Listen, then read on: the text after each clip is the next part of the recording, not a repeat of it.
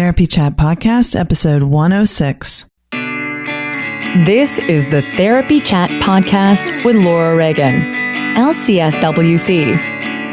The information shared in this podcast is not a substitute for seeking help from a licensed mental health professional. And now, here's your host, Laura Reagan, LCSW-C.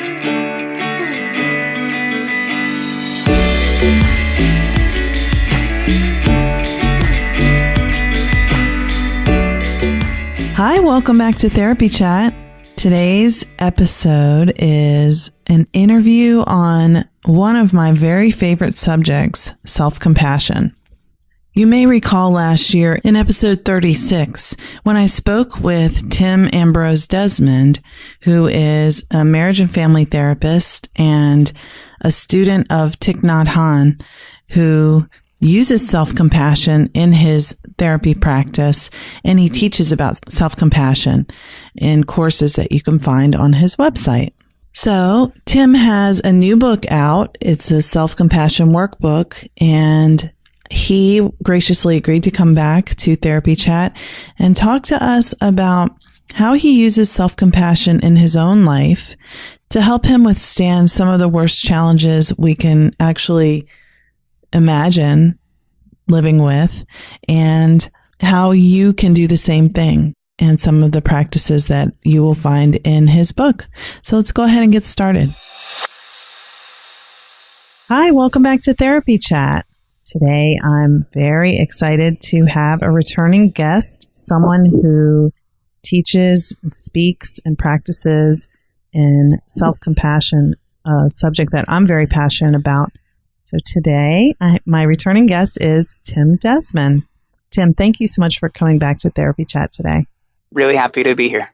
Yeah, I'm so happy too that you could come back, and you have a new book out, which caught my attention and made me want to ask you to come back. You're the author of the new book, the Self-Compassion Skills Workbook, and the previous book that I love, Self-Compassion and Psychotherapy, Mindfulness-Based Practices for Healing and Transformation. So, Tim, can you just tell our audience more about yourself and the work you do? Sure. Really broadly speaking, I guess, like a lot of people, like probably a lot of your listeners, I'm somebody who really wishes that we lived in a better world, like in the sense of whatever I'm doing, whether it's psychotherapy or activism or teaching meditation, so much of what I'm doing comes from this feeling of like, just not wanting suffering for myself, not wanting suffering for other people, just like the kind of sense of like I'm wanting the world to be a better place. And that's been a big part of my life. I mean, we all get into this work because we're looking for something, right? And so that's been a big part of my life since I was young. I mentioned to you before when I was on last time, I had a pretty hard time growing up. I grew up in Boston with a single alcoholic mother. We were always struggling financially, and we were homeless for a little while. And basically, I just remember like this desire for the world to be a better place it's not really altruistic in any sense, that it comes from this desire that goes back as far as I can remember, of just wishing people weren't so mean, wishing that I lived in a better world, wishing sort of people were nicer to me and people like me, and really identifying with people who are suffering a lot and who are kind of victims of oppression and in every way. And whatever I'm doing, whether it's teaching mindfulness to activists or teaching mindfulness to therapists, it comes from this feeling of just wanting the world to be better. The funny thing about that motivation is that it leads you pretty quickly into kind of a paradox, which is sort of like the paradox of, like, if somebody says, like, relax or I'll kill you, right? What happens is if I'm feeling like, I want this world to be a better place, I want my life to be better, I want to be a better person, as soon as we identify this problem that we want to change, what we do kind of inevitably is we turn that problem into our enemy. And so whether it's like whether I'm trying to change something in society or whether I'm trying to change, critical or judgmental thoughts in me, as soon as I let's say that kind of self-critical voice in me, as soon as I turn it into an enemy, well, we all know the best way to treat an enemy is to hate them and kill them, right? Mm.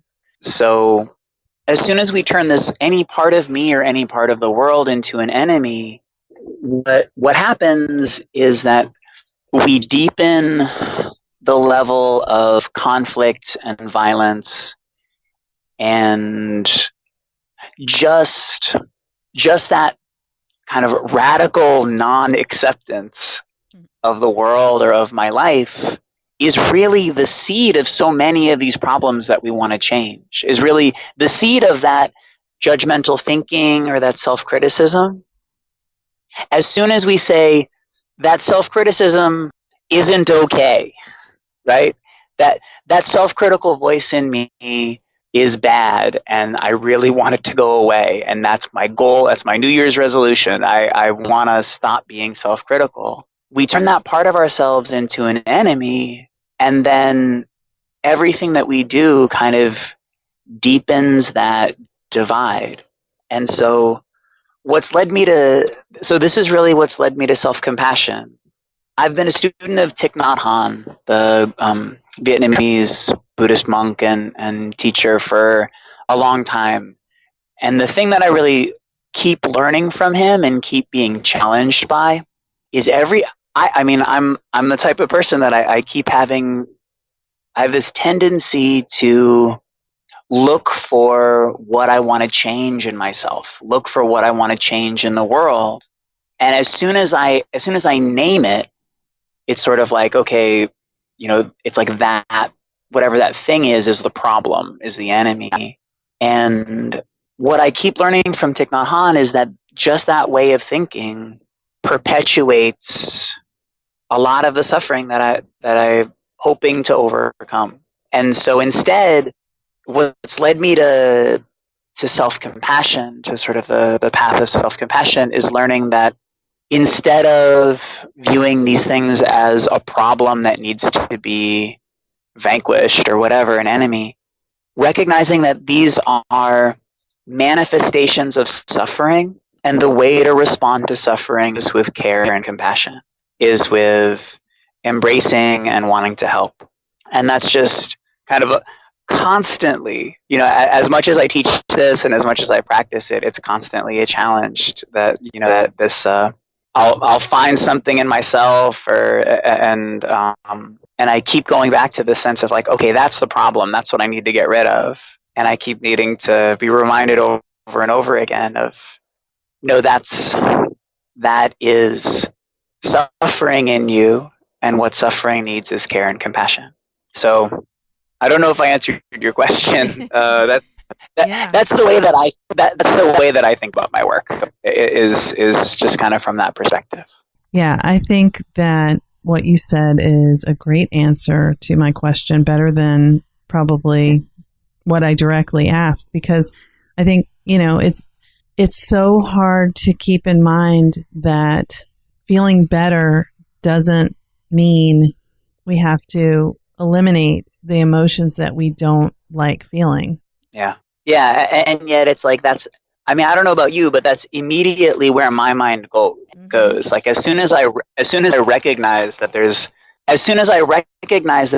something about my experience that I don't like, there's something that's not working for me, then immediately it's just sort of like, oh, that's the problem. That's the thing that I want to overcome. And it always takes this like extra step of, it's not the problem. It's a part of you that needs some love and compassion. Yeah. And I think in our culture, in our world, I guess, it really seems that when we have things we don't like about ourselves, we want to change them and make them not be there. So to give ourselves compassion, love, and care for To give those parts, love, care, compassion, is pretty counterintuitive. Yeah. Well, lately I've been thinking about my mind a lot as kind of like a friend who likes to give a lot of advice and opinions that are mainly unsolicited. Like if you imagine that you had a friend that was just like literally, that just always was hanging out with you and always was giving you advice and opinions, that's how I relate to my mind. And sometimes those opinions are helpful. So the thing that's really clear to me is this really opinionated friend loves me and is trying to help, and sometimes their advice is good. A lot of times it's terrible, but they're not my enemy, right? Just because they won't shut up because they care about me. And they're giving me their best advice. And so with a friend like that, and this is definitely true for my mind, sometimes my mind can sort of give me an opinion or give me some advice, and I can just say, no thanks. And my mind will just be like, okay. I can just be like, let it go, come back. That's not necessarily true. But a lot of the time, my mind will give me some kind of an opinion or some advice, and I'll say no thanks, and it'll say, no, you don't understand. This is really important. I need you to, you really have to agree with me, or you really have to do this. And that's the time that I have to remember that just like a friend who's doing that, if I empathize with them and I say, I see that you're trying to help and I appreciate you, and I see that really seems true for you right now, and I just want, I get that you're really trying to help me, then my friend can kind of calm down a little. If I try to argue with them, or if I try to just ignore them, it doesn't make the situation better. It doesn't lead to. They get louder, there's just it certainly doesn't lead to the harmony that I'm looking for, or the sense of sort of peacefulness and spaciousness that I'm looking for. And so my really opinionated friend is, will just sort of point at something and be like, look, that's the problem. That's the thing that's ruining your life. And I need to, rather than just be like, yeah, you're right, I need to remember to kind of say, okay, I can tell you really want me to, you want to help. You want me to have more peace and spaciousness and well-being in my life, and that's why you're trying to do this. You're really trying to look out for me, and thank you for that. And I see that that's your opinion right now, but I want to do a little more inquiry before I decide whether to agree with you or not. It's definitely easier to do that than to do the thing that we usually do, which is just sort of argue. Mm-hmm. I think maybe the hard part is even seeing your mind as that opinionated friend rather than just reacting to what your mind says is the problem, without even that pause. Yeah, well, to do that is really hard. I mean, it takes a lot of practice. It takes a lot of training. The more that I think about mindfulness and self-compassion, the more I like to think about them as training your mind. Like when you bring a puppy home, the puppy is untrained. And if you don't train that puppy, they're going to ruin your carpet.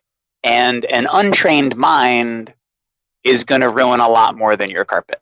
Like if we don't train our minds to be able to not just run wild with worries and judgments and all the places that they go, if we don't train them, then yeah, they're just, pretty out of control. But like a puppy, if we have a lot of patience and gentleness and consistency and positive feedback, then it's possible to train our minds. And yeah, it's really the product of that training where you start to see the fruits of the practice. It's that practicing over and over and over again to the point that in the really hard moments of life, you can remember to practice. And that doesn't happen naturally. Like, that's when life is really hard. That's the last time that most of us remember to come back to the present moment, to come back to our bodies, to be kind to ourselves. And what it takes is training ourselves in those qualities over and over and over again, in the same way that you'd sort of train yourself in any kind of skill, like self-defense. If you want to learn self-defense, you train yourself, you kind of drill yourself over and over and over again to the point that it starts to feel automatic. And it's really only then that you can use it when you need it. Right. Because in that situation, if it's a self-defense thing, your automatic response would be, like fight or flight or whatever. So you have to have this be as much of an automatic response as that. There's a Greek kind of military poet that wrote a line that I always think about when talking about training your mind. And the line is, we don't rise to the level of our aspirations, we fall to the level of our training. And what that means is that in a moment of crisis, that's not the time that we think of something new. In a moment of crisis, that is, all we have access to. And cognitive science has really demonstrated this pretty clearly. All we have access to is what we've trained ourselves in enough that our automatic pilot consciousness can do it. That if we can do it with no conscious control, but just on automatic pilot, only then do we have access to it in a moment of crisis. It's amazing if we can train ourselves in therapy. When I'm working with clients, one of the things that I really try to help people to do is to use their own symptoms, to use their own distress as a bell of mindfulness. If you go to Plum Village, where Thich Nhat Hanh lives, there's all these bells that you'll hear, and every time there's a bell, everybody stops and takes 3 breaths. So that people, anybody who's walking will stop, or conversations will stop, and people who are chopping vegetables will stop. And it's not like stopping like freeze tag, That's what I hearing. pictured. Yeah, no, hearing the bell, it's like stopping, like, what's going on? Why am I here? What do I need to be happy right now? And connecting with, why am I, like, asking the question, why am I doing what I'm doing right now? Like, really coming back to what's alive in you. And actually, that's probably one of the most dangerous, what in Buddhism we call near enemies of mindfulness. One of the most dangerous, maybe we could say like imposters of mindfulness, is the kind of mindfulness that turns you into a mindfulness zombie. The kind of mindfulness that actually makes you a little bit more dead, or a little bit like, it's sort of like you're just going through the motions. So you're smiling and slowing down, but you're doing it by actually kind of dissociating from what's really alive in you. And that is not the practice that Thich Nhat Hanh teaches. The practice of mindfulness is really about becoming more in touch with life, becoming more in touch with what's alive in you. And so this kind of a bell, hearing this bell and stopping, is not about stopping and sort of dissociating from what you were just doing. It's a bell of stopping and saying, wait, what's really alive right now? And so I want to teach clients that when you notice that anxiety start building up in your chest, when you notice yourself kind of having these, ruminative thoughts, that's a bell to stop and come back to this moment and get in touch with what's really alive in you right now. And so, yeah, I think that's one of the biggest problems with the way that mindfulness is sometimes taught, is that it can be interpreted as something that is the opposite of what it's supposed to be, in the sense that it's something that sort of deadens you a little bit. But really, mindfulness is transformative. Mindfulness is beautiful. Mindfulness is worth practicing when it's something that makes you more alive, makes you more deeply in touch with life. Wow. I'm going to have to think about that one a lot. I'm thinking one of the things that I wanted to ask you about, and I think it relates to this, but feel free to correct me, is Sure. an article that you recently published in Mindful magazine or mindful.org.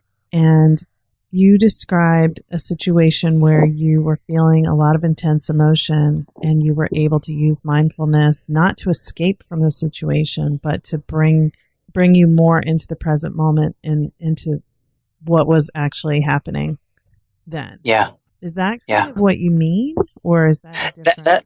That's definitely what I mean. And just for your listeners, I wrote an article recently about something that I've been going through in my life for the past few years. In 2015, just after our son turned 2, my wife was diagnosed with stage 4 colon cancer. And in the past couple years since that diagnosis, we've been through multiple surgeries and chemotherapy and recurrences and more surgeries and more chemotherapy. And we're continuing, we're in the middle of that journey right now. Actually, as we record this, we have new scans and then chemotherapy, I think 3 days from now. And what I was writing about was an experience that I had, maybe our last rounds of scans. So one of the things that's been really hardest for me in this whole journey has been when my wife has a set of scans, she'll go through and have the scans done, and then either later that day or much more often the next day, we meet with our doctor and hear the results. And right now, we're in a place where any set of scans could be news that's basically our lives are going to be radically changed from this point forward. And so when we'll sit in the waiting room, and then we'll go into the doctor's office, and then sitting in the doctor's office, it seems like we're always just sitting there for at least like 20 minutes, 30 minutes, waiting for the doctor to come. And there'll be people walking up and down the hallway, and every set of footsteps that we hear, it's like, is that the doctor? Are we going to hear now? And that's one of the hardest times for me. And my wife and I always meditate during that time. And the story that I told was about a last set of scans we went through. We were sitting and meditating together in the doctor's office, waiting for the doctor to come in. And I was aware of this really intense block of aversion in me. This incredibly strong feeling of I don't want this. I don't want reality to be what it is right now. Like, just kind of, this is unacceptable. And I think we can all relate to feeling that in different contexts. And luckily, because of my practice, I was able to say to myself, okay, stay with this feeling, come back to your body. And coming back to the sensations in my body and just allowing that feeling to be there without trying to change it at all. It calmed enough that I was able to see into it, able to sort of ask the question, okay, so what is it about this moment that is so painful? And kind of obvious answer came up, which is, I don't want to lose my wife. And I, again, just slowed down, sat with that reality, that incredibly strong, what we sometimes call mental formation, thought in me, and just allowed myself to sit with it rather than reacting to it. I don't want to lose her. I just kind of let myself say that and feel it. I don't want to lose her. I don't want to lose her. And as I was saying that, I looked down and I'm holding her hand right now. There she is. She's alive right now. And what I saw in that moment is that all of that suffering in me, the root of it was the awareness of how precious her life is to me. And there she is, alive right next to me right now. And then it just seemed so ludicrous that I would be doing anything other than celebrating the fact that we're together. It just seemed ridiculous. But here we are. Like, why is this a moment of grieving? This is a moment that she is alive now here together. And that's the freedom that comes from when we can be in touch with the present moment. When we can actually see what's here in front of us. And the insight that came for me in that experience was that I've heard Thich Nhat Hanh say so many times that our suffering and our joy are not separate. They're made out of the same stuff. But this was definitely like the deepest and clearest that I've experienced that, which is the root of all of that pain that I was feeling. It's like the energy that it was made out of is, my wife is so precious to me. And just that, cherishing that connection, looked at from one perspective, creates this tremendous suffering, but then the very same energy can give rise to this experience of like joy and celebration and gratitude more than anything. And so one of the main metaphors that Thich Nhat Hanh uses when he talks about self-compassion and the transformation of suffering and healing is turning garbage into compost and compost into flowers, which is basically like life gives you garbage, but you've learned how to turn garbage into compost and compost into flowers. And the thing that I love about that analogy is that it's not that life gives you garbage and you know how to just not think about the garbage too much or how to get rid of the garbage. But no, you know how to turn that same garbage into something beautiful. That is actually that's actually a possibility with mindfulness and compassion practices. And this is definitely that experience that I wrote about is definitely a really clear experience for me of what that means, of just that the suffering itself is not separate from gratitude. Thank you for sharing that beautiful story. And I was really moved by it. And I know that it probably has already helped many people and hopefully people who are listening who may be dealing with some kind of situation that seems impossible can take away a little hope out of that too. Because I thought that was very hopeful. Thanks. So I want to ask you about the two books, the Self-Compassion and Psychotherapy and the Self-Compassion Skills Workbook. Are they intended to be used together? Do they complement one another, or are they fully separate? I think they can be used together. I think Self-Compassion and Psychotherapy is really a book for primarily for therapists or people who are wanting to go pretty deep into thinking about the relationship between suffering, compassion, and healing. And so what I tried to do there is offer everything that I've come to believe and experience about how compassion can be used to heal suffering in our personal practice and especially in psychotherapy. The workbook is intended for everybody. Mm-hmm. The workbook can be used by therapists with their clients, can be used by clients on their own. It's the format of the workbook is based on some research by Richie Davidson, where he's been looking for a while sort of what is the minimum dose. People ask him all the time, well, what is the minimum dose of meditation training that is going to lead to real changes? And after a lot of experiments, he's come to believe that 30 minutes a day for 2 weeks of compassion training leads to measurable changes in both behavior and brain physiology. So if we can do 30 minutes a day for 2 weeks, that's generally would be considered sort of like the the minimum dose where we can expect behavioral and physiological changes. So I set up the workbook as a way of guiding someone's practice, sort of a 30 minutes a day for 2 weeks kind of practice. And the way that the workbook is set up is different practices are helpful for different people.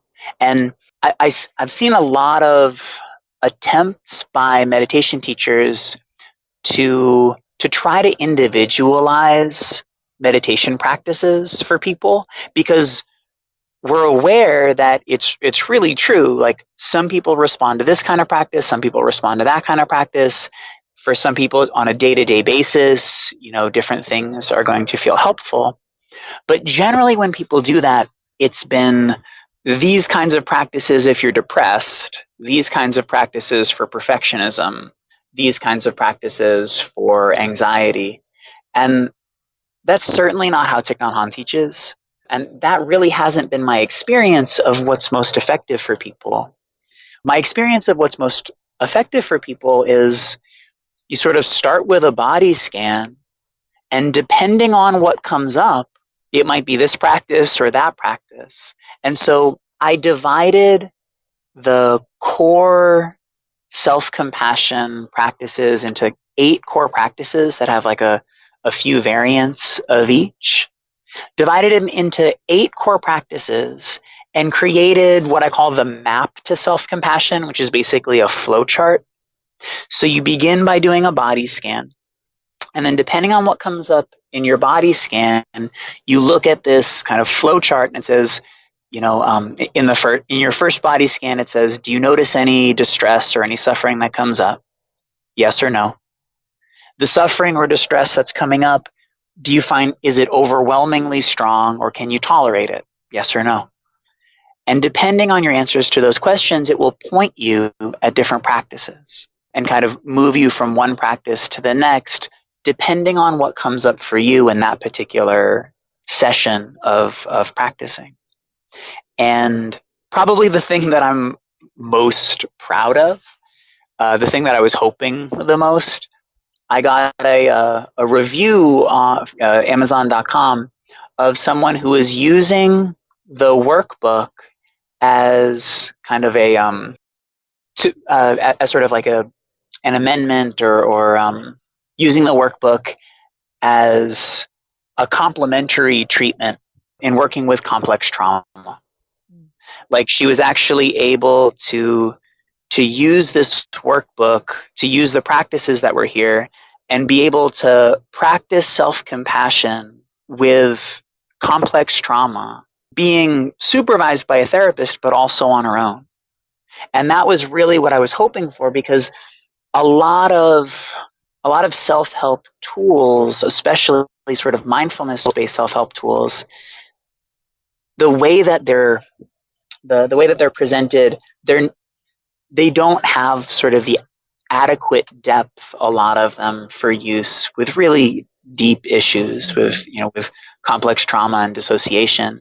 And what I was really hoping with this workbook is to create something that would be usable for people even with really intense suffering.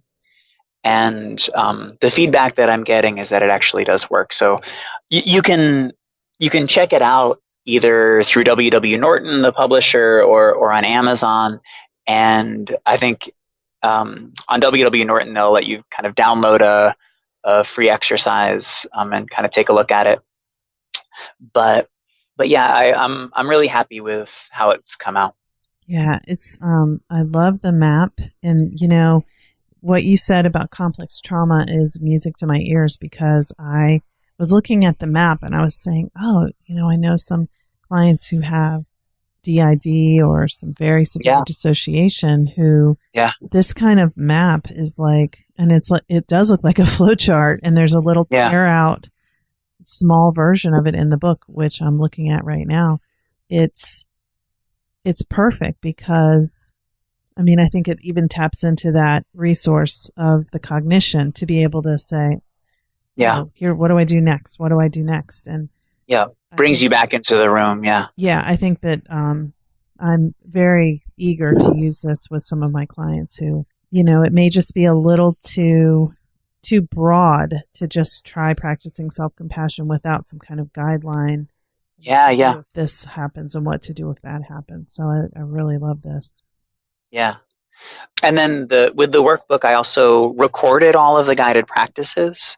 And and so when you buy the workbook, there's a link that comes with it where you can either stream or download all of the practices. So it's kind of a similar, you can, rather than having to read them, you can also listen to them. That's great. I got to find that link in there because I saw some little icons of an audio thing, and I was like, oh, are these recorded? Obviously, I haven't had a chance to read the whole book because I just got it. But yeah. Wonderful. Well, I think this is an amazing resource, and I'm sure it's going to be helping so many people. I know I'll be using it with my clients and recommending people to order it. So I know we're getting short on time, and I don't want to hold you up, but do you have a minute just to tell people about where to find all the things you're doing? Because I know you have more than your books. Sure. Yeah. So my books, you can find my books anywhere that books are sold. On my website, timdesmond.net, you can find an online video training in self-compassion. It's self-paced. There's 12 weeks of content, but you can actually do it, take as long or short as you want. And there's a free trial. So if you go to timdesmond.net and look for the online video training, people can find that. I have some advanced trainings for therapists in the Boston area coming up. So if you go to timdesmond.net, you can see we'll be in Cambridge, Newton, and Salem, Massachusetts, September, I believe it's 18th, 19th, and 20th. And then, and we still have openings, and you can sign up online. And yeah, that's and any other, I'll be in the Denver area in, I think, November, and you can, again, find that on my website, timdesmond.net. Right. And you also have a community that you co-founded, right? Yeah. So this week we're actually having our all ages kind of family retreat at Morning Sun Mindfulness Center. So the website there is morningsuncommunity.org. And it's a retreat center and co-housing community in the tradition of Thich Nhat Hanh. And so if you're interested in practicing or attending our retreats or just want to learn more about our community, you can find it at morningsuncommunity.org. It's a really wonderful place in southwestern New Hampshire, near Keene, New Hampshire, right outside of Antioch University. Awesome. Well, I will put a link to both websites in the show notes in case anybody who's listening didn't get a chance to jot them down. And I just want to thank you so much for coming back to Therapy Chat today. I just loved this conversation, and I'm really grateful for the work you're doing. Oh, thanks. It was great to talk with you. Thanks so much for listening to my interview with Tim Desmond about self-compassion. I hope you got some new perspective about how self-compassion can help us. It's not about trying to relax or trying not to feel our feelings, but it's about just being in the moment with what is and being able to tolerate that. Something that I'm still working on, and maybe that's why I'm so interested in learning more about it every chance I get. Thanks as always for listening to Therapy Chat. I appreciate your support. I would appreciate your ratings and reviews on whatever platform you listen to Therapy Chat on. And please, if you haven't done so already, consider downloading the free Therapy Chat app from the iTunes store. If you have the app, you can receive all your episodes as soon as they are released, and they will be all in one place for your easy listening and sharing. And if you have tried the app and you like it, or if you don't, please go to iTunes and leave an honest review of the app. I would love that. I'd love to hear what you think of it. Thank you so much. Take care. Hey, this is Laura Reagan again. If you've listened to Therapy Chat for any length of time, you realize that I am extremely passionate about trauma therapy. And as I've been working with people who've experienced trauma now for 15 years, and I've learned more and more about the effects of trauma on the developing brain and how this affects us over our lifespan. And I've learned more and more techniques to work with people who've experienced trauma and help them heal from what they've been through, even complex PTSD and dissociative identity disorder and everything in between. I'm very much on a mission to help every therapist practice from a trauma-informed perspective. There are so many therapists who have worked with trauma and people who've experienced trauma, and they've learned about trauma, but they still don't recognize some of the ways that trauma can present. And since most of the time people who've experienced trauma don't recognize what they've been through as having been traumatic, they know that they didn't like it, but they don't understand that it may be affecting them, even if it happened 55 years ago. That is something that I really feel strongly is important for therapists to know about and to practice from a trauma-informed perspective. For that reason, I want to be sure that you know, if you're a trauma therapist, that I offer online and in-person consultation. I can work with you directly to teach you how to work with your clients who've experienced trauma and address the specific clinical challenges that you face that keep you stuck in helping these clients progress in therapy. And I also have online trauma therapist consultation groups. These online groups take place using a secure video platform, and we meet once a month for an hour. The cost is very reasonable for an hour of consultation in a group setting, where you will learn to deepen your clinical practice with clients who have experienced trauma, and you will develop resources for tending to the effects of vicarious trauma on you as a clinician, and just the emotional experience of the clinician in practicing with clients. So if you're interested in finding out more about this, please go to my website, Laura Reagan, LCSW-C.com. You can also get there from therapychatpodcast.com, and click on For Professionals, and you will see a link to sign up for either my online trauma therapist clinical consultation groups, or you can contact me directly to set up individual online or in-person consultation. Feel free to reach out to me by email, laura@laurareaganlcswc.com, if you have any questions. Thanks. Thank you for listening to Therapy Chat with your host, Laura Reagan, LCSW-C. For more information, please visit therapychatpodcast.com.